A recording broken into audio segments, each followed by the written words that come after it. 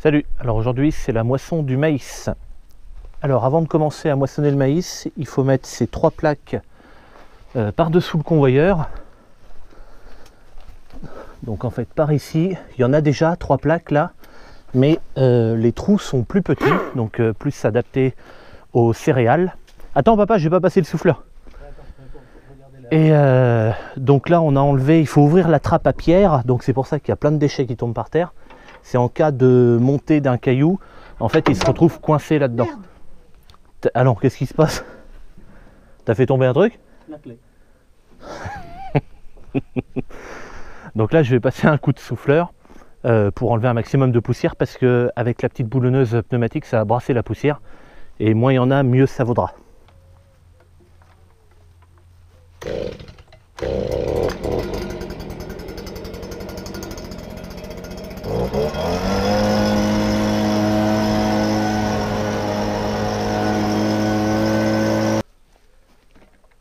Et voilà. En fait le souffleur, quand on termine de moissonner complètement, on fait un nettoyage de la machine à l'intérieur. Donc ce qu'on fait, c'est qu'on fait tourner les éléments de battage. Il y a un programme à l'intérieur qui s'appelle le nettoyage, qui va mettre en route le batteur à fond, la soufflerie à fond, l'ouverture des grilles à fond. Et en même temps on souffle avec le souffleur par là, et ça aide aussi à évacuer les saletés.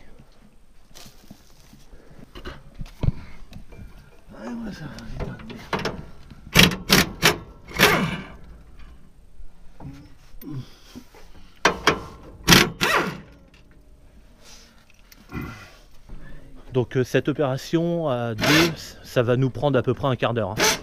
Et c'est la seule chose qu'il y a à faire pour passer la pour passer la moissonneuse de céréales à maïs. Il y a juste les 3 plaques à faire, là il y en a pour un quart d'heure et ça va être terminé. Ok, donc là on est parti sur la route. Donc maman est devant avec le 4x4 évidemment, papa est derrière avec un tracteur. Sur le côté gauche, on passe à côté, je sais pas si tu le verras, c'est le New Holland, il y avait l'ombre là qui vient de passer avec le bush. C'est le champ de tournesol que je viens de finir là tout à l'heure. Donc le tracteur est toujours dedans parce qu'il a une trémie à l'intérieur de sa benne, et il va falloir aller livrer seulement pour une trémie, parce que maintenant je suis dans le maïs, donc on n'a pas le choix. C'est dommage, mais bon, bah, c'est comme ça, ça arrive. Ok, bon, je viens de remonter dans la machine, j'ai fini d'atteler. Pendant ce temps-là, papa par là et puis maman par là était parti commencer à enlever la rubalise, puisque ben, comme je saute un peu d'un champ dans l'autre, on n'a pas eu le temps de tout enlever.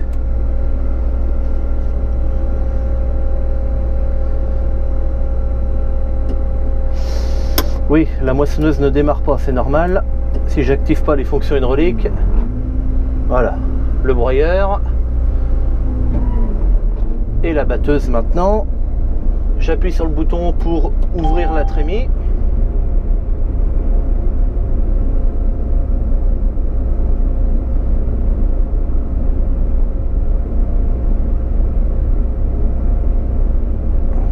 Voilà.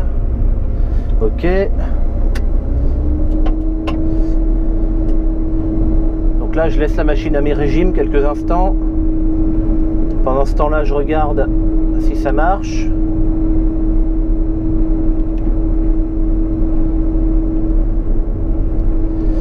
Ok.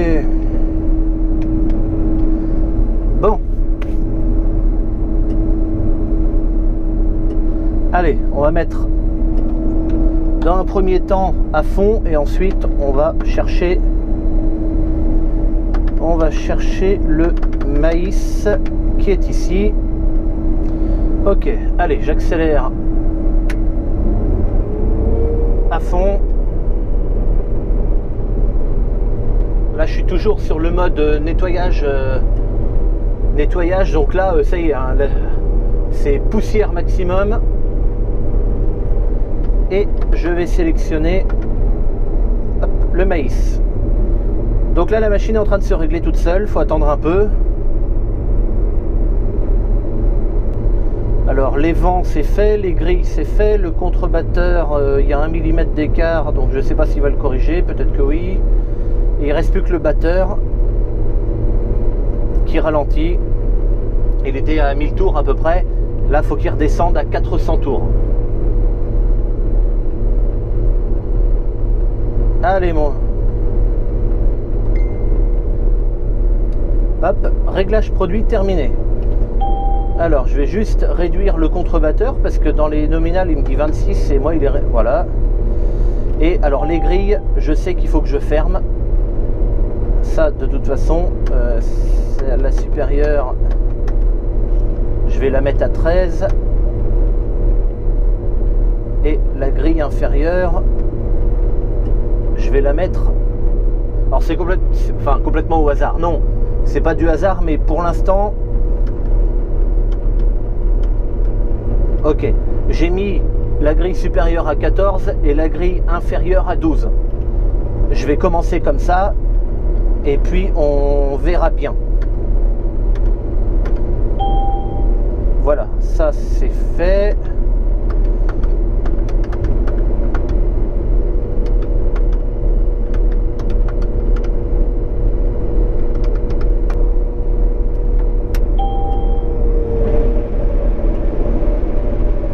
Allez.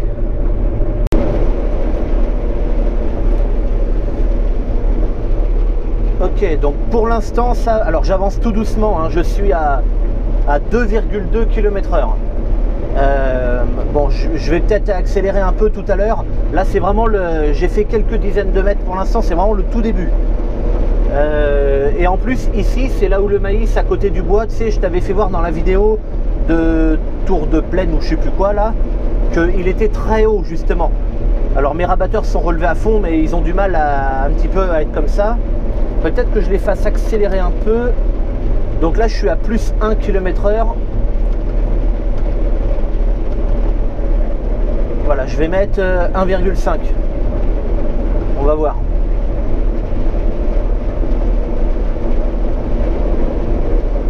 Alors 1,5 km/h, c'est pas la vitesse à laquelle il roule, à laquelle il tourne. Quand là, 1,5 km/h, c'est en fait 1,5 km/h de plus que moi j'avance.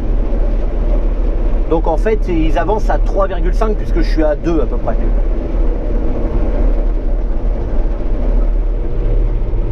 Le maïs, c'est plutôt propre. J'ai pas de perte à l'arrière. Je pense que je vais fermer un petit peu ma grille inférieure, 1 mm de plus.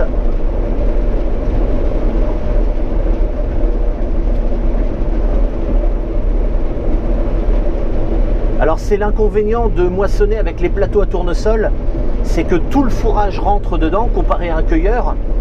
Et du coup, le débit de chantier est très très limité. Bon, alors moi, à titre personnel, j'en ai rien à foutre, je moissonne pour moi. Je veux dire, j'ai le temps. Hein. Moi, je fais pas d'entreprise, hein, donc. Ok, alors là, je viens de changer quelque chose. Les fusées de maïs, elles sont tendance à pas rester droites, elles sont penchées la tête en bas. Du coup, elles sont assez près du sol. Bon, elles sont à ça du sol, quoi, mais c'est quand même assez bas. Un cueilleur à maïs pourrait pas ramasser si bas. Et donc ce que j'ai fait, c'est que j'ai passé ma coupe à la hauteur comme le blé. Donc je coupe à ça, quoi, à peu près. Et mes plateaux à tournesol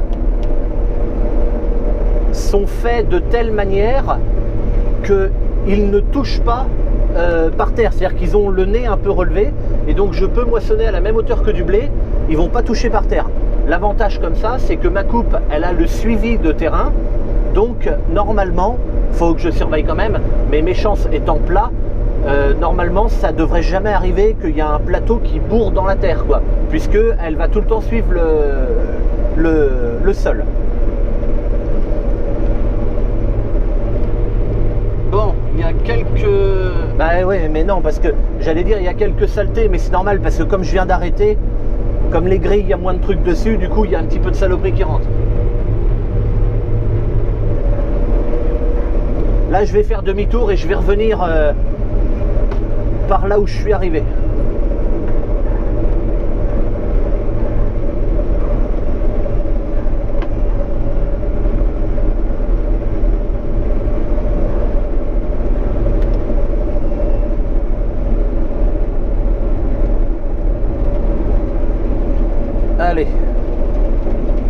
y a 2-3 mauvaises herbes, mais bon, ça va passer dedans tranquille.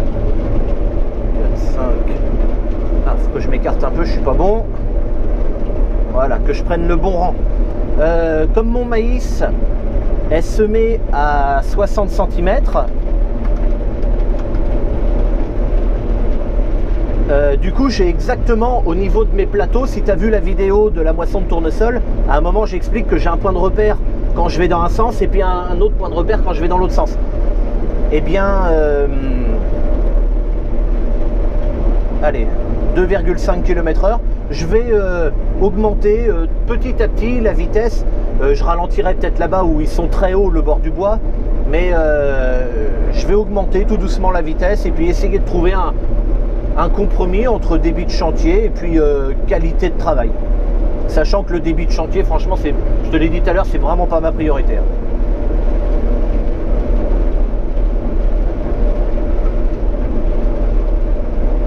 En tout cas, ça va bien. Je suis bien content. C'est encore un petit peu sale quand même.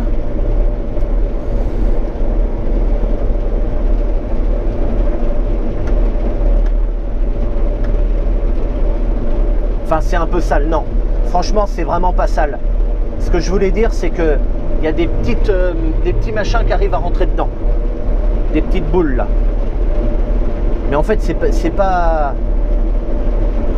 C'est propre ce que je fais, donc ça va. J'ai mes sections, donc les sections, c'est les dents qui coupent la végétation. Comme c'est des sections à céréales, quoi. De toute façon, je peux pas rouler bien vite parce que les tiges sont grosses. Je risquerais de casser, quoi.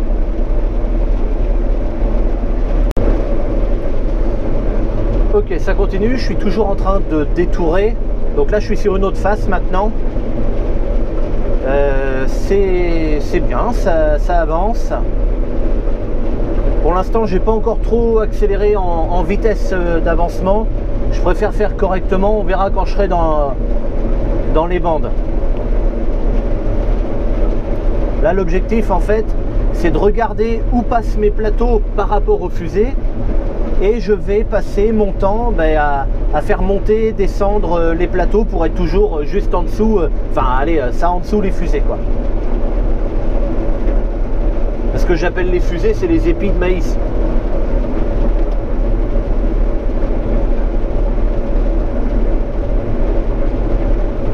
Là, je peux accélérer un peu, là. Voilà, allez, 3 km/h. Alors, je le vois venir, hein, peut-être certains qui sont habitués à battre du maïs avec un cueilleur. Si c'est pour dire oh, ça avance à rien, machin, tu peux lâcher ton clavier tout de suite. Dire j'en ai rien à foutre, moi, hein. Je l'ai dit tout à l'heure, je moissonne pour moi, ça va à la vitesse que ça veut, je m'en fous, c'est pas un problème.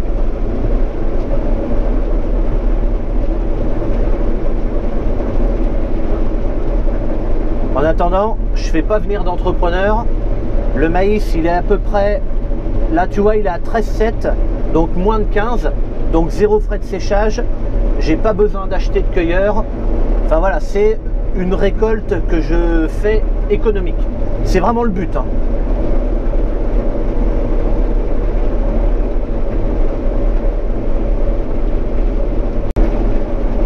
Alors même quand le maïs est très grand comme ça, qui dépasse la hauteur des rabatteurs même, j'ai à peu près aucun phénomène d'enroulement autour des rabatteurs. Alors il y a peut-être un truc que je vais être obligé de changer sur le réglage des rabatteurs. On verra quand je vais vider ma première trémie. C'est que pour les tournesols, les peignes, alors les peignes c'est les petites piques qui sont le long des petites barres. Je les ai données à s'écarter un peu, qu'elles n'arrivent pas droit sur la tête, mais qu'elles effacent. Et donc je pense qu'il va falloir que je les remette un peu plus agressives. Parce que dans les coins de la coupe comme ça, ça a tendance à végéter un peu. Alors ça avance hein, quand même, hein. Ça finit par rentrer au bout d'un moment. Mais voilà, je pense que je vais mettre les peignes un peu plus agressifs. Ici j'ai un rond, les sangliers sont venus. D'ailleurs, on peut le voir là, juste devant là. Il y a plein de tiges qui sont couchées par terre et tout. Donc là, nous sommes passés il y a quelques jours avec un expert de la fédération de chasse et puis quelqu'un qui s'occupe de la chasse. On était tous les trois, on a évalué les dégâts qui avaient été faits. Donc il y a des dégâts de sangliers et des dégâts faits par des cerfs. Alors en fait, si tu veux, les dégâts de sanglier, on les voit bien. Le sanglier, comme il a la tête vers le bas, il est obligé de faire tomber le pied de maïs pour pouvoir manger. Donc on le remarque tout de suite, s'il y a du maïs par terre, c'est un sanglier. Les cerfs, eux, ils sont plus malins, ils n'ont pas besoin de s'embêter. Comme ils sont plus grands, eux, ils mangent l'épi de maïs directement sur le pied debout. Et ça, c'est des dégâts qui sont difficiles à voir parce que le maïs est là, sauf que l'épi n'y est plus. Alors après, ce qu'on a vu aussi avec l'expert qui est venu, c'est que le cerf, généralement, ne rentre pas dans les champs de maïs. Parce que le cerf, c'est un animal qui est peureux et il a besoin de regarder autour de lui, voir s'il y a un danger qui arrive pour pouvoir se barrer. Donc en fait, généralement, les dégâts de cerf sont toujours autour des champs, mais jamais à l'intérieur. Alors je dis pas que c'est jamais arrivé, hein, mais en principe, ça arrive pas, c'est toujours autour des champs.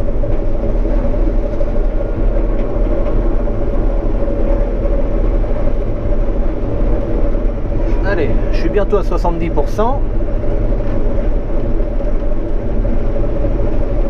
Alors, je vais juste avaler ces 2-3 machins là. Je sais pas pourquoi que je les ai laissés.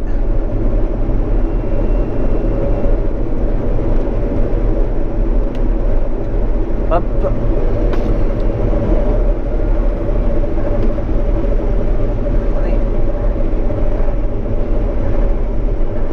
Donc là, ce que je fais, c'est que je repars par là. Même si en théorie j'aurais pas besoin, je vais le faire parce que la remorque est là-bas et il va falloir que je vide avant que je continue à détourer. Merde, c'est pas le bon bouton que j'ai appuyé, voilà. Et comme ça me permettra de vider. Alors je n'ai pas activé toutes les fonctions qui me permettent de connaître le rendement et tout ça. Tout est éteint, donc là, à l'heure actuelle, je ne sais pas du tout ce que je suis en train de faire. Même le rendement en instantané, il est faux parce que la moissonneuse n'a pas été étalonnée encore en maïs. Donc pour l'instant c'est faux quoi. Là il y a une mouillère là, c'est pour ça que le maïs est tout petit, tout chétif. Il y a une mouillère et il a souffert un petit peu là. Il y en a deux en fait dans le champ, il y a ici puis plus loin vers là-bas. Il y a deux zones, c'est pas très grand, mais deux zones comme ça de mouillère. Allez, premier vidage dans la benne Fontan. Alors on voit pas grand chose. Voilà le maïs. Alors tu vois, bon, il y a quelques petites pailles qui sont là, mais globalement il est quand même plutôt propre. Je suis assez content de ce que j'arrive à faire. Bon, je peux peut-être encore fignoler un réglage ou deux, mais ça va aller. Cette barre là où il reste du maïs dedans, qui va couler d'ailleurs dans très peu de temps, c'est la barre pour le prélèvement. En fait, si tu veux, sur le côté de la moissonneuse, ici, là, il y a un trou. Et en fait, cette barre, voilà, emmène directement la culture à ce trou-là. Et donc, je peux, alors, pas le conducteur, parce que si je me lève du siège, la machine s'arrête quand je moissonne. Je peux pas me lever du siège. Mais quelqu'un d'autre pourrait prendre avec la main du grain qui tombe et faire un prélèvement d'humidité ou n'importe quoi. Allez, hop, ça coule quasiment plus. Et voilà, on arrête. La vis de vidange, c'est pareil, si je me lève de mon siège, terminé, ça s'arrête tout. Donc il y a un autre petit inconvénient de moissonner avec les plateaux à tournesol, c'est que de temps en temps, et j'ai le cas ici, regarde, une fusée qui est par terre, en fait ce pied là, ça arrive de temps en temps, alors c'est assez rare, hein. Mais ça arrive, il vient là et il tape pile dedans et du coup il se couche devant. Alors ça fait pareil avec les tournesols, hein. Mais bon, c'est quelque chose d'extrêmement rare. C'est pas ça qui fait modifier un rendement, hein. Bon, les peignes c'est ça. Je vais les rendre un peu plus agressifs. C'est avec cette manette là qu'il faut faire.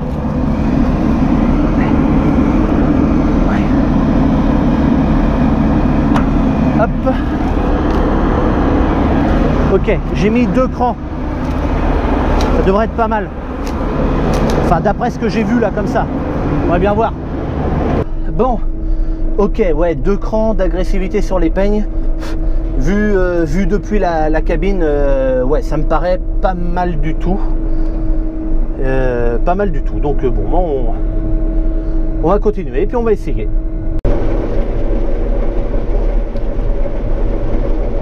Alors une coupe à céréales dans du maïs, on pourrait penser que les sections, donc c'est les éléments qui coupent la végétation, doivent s'abîmer assez vite. C'est pas du tout le cas parce qu'en fait, si tu veux, je récolte mon maïs et la tige est très sèche. Du coup, tout à l'heure, je marchais dedans et quand je touche du maïs, il se casse vraiment, il tombe par terre, quoi, hein. Donc comme un bout de bois mort, hein. Donc en fait la section, dès qu'elle touche la tige, hop, ça casse et ça rentre dedans. Et puis bon, c'est pas pire que le tournesol, hein. Il suffit de pas rouler trop vite et puis voilà.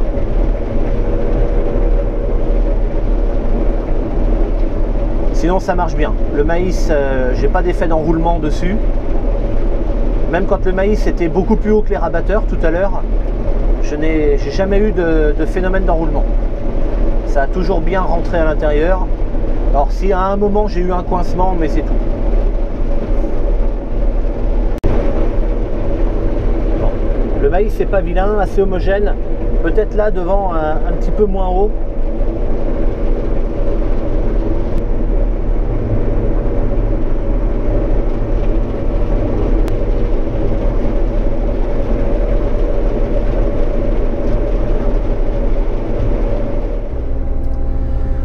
Bon allez, on arrête pour ce soir, il en reste encore à battre, il est 20h50 et donc là j'arrête parce que l'humidité commence à arriver, alors pas dans les grains mais dans les tiges, ça arrive par le bas et ça rentre mal dans la coupe.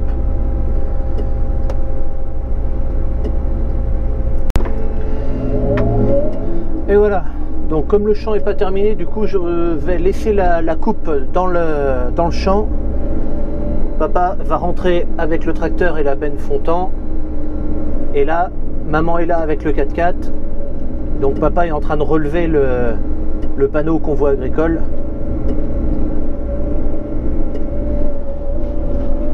Et puis, on va pouvoir s'en aller.